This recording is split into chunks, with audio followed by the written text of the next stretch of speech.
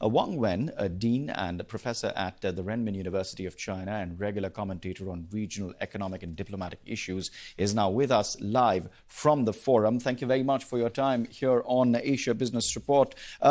You are at that forum in Vladivostok. How strong is the Eastern Economic Forum looking this time around?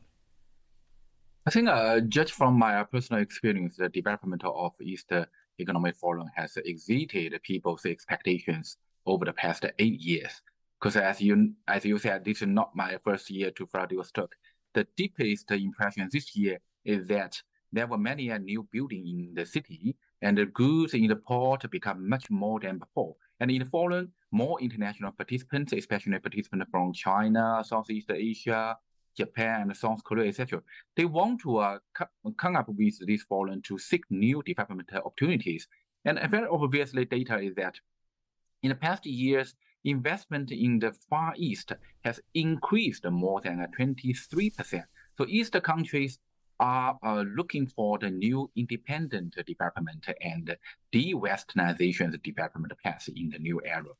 It's my very deepest impression in this forum. You say that investment over the years has increased when it comes to this particular areas, but the meetings are also coming at a time of the Russia-Ukraine war. You're also seeing a time when countries like China, Russia, North Korea are looking increasingly isolated.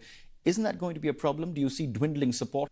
Yeah, I think a very obvious conditions maybe the Western media isolated or ignored. That is, the Far East is opening, and even the North Korea is also opening gradually.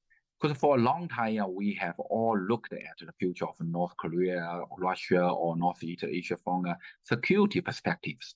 But in fact, another perspective is that East Asia countries very much hope to use economic development to get rid of the current security dilemma.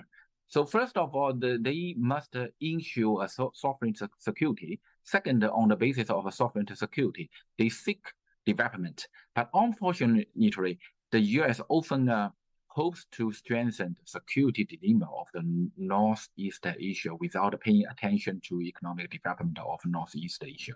So this is a regrettable U.S. hegemony, in my opinion.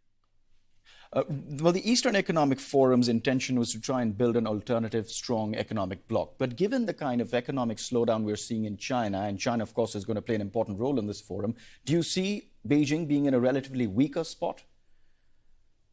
Actually, I think regardless of the story of the Chinese economic weakness, I think our Western media or think tank, Western practitioners have told about this story for more than 20 years.